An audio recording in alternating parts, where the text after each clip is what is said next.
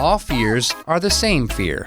It may seem like humans suffer from an endless list of fears and phobias. Fear of stairs, fear of flying, fear of bats, fear of the number 13, fear of jello, fear of snakes, fear of public speaking, fear of spiders, fear of crowded spaces, fear of the dark. Anything you can think of, someone is probably scared of it. But in actuality, all these fears are really just variations of one fear: the fear of death.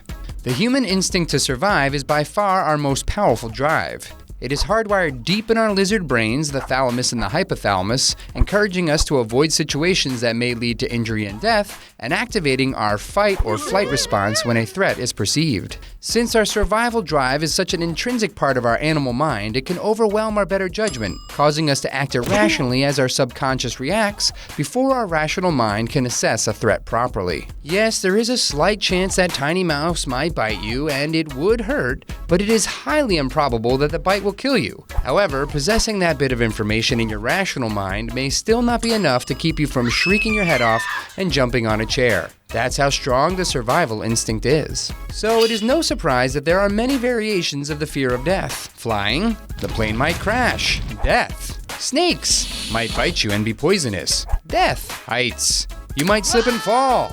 Death. The dark might conceal a horrible monster.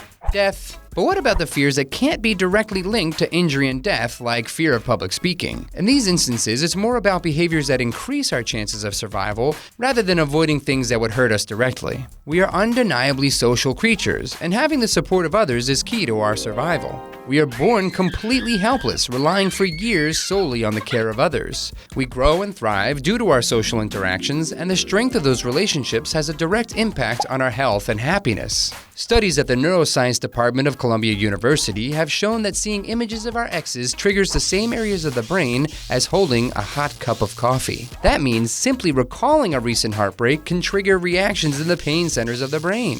So not only does the love and support of others help us thrive, the loss of love literally hurts. This reliance on others means that our fear of rejection and social ostracism is also tied into our drive to survive. Public speaking. We might do a terrible job, everyone will hate us, kick us out of society into the wilderness where we would starve or be eaten by bears. Again, it all comes back to the fear of death.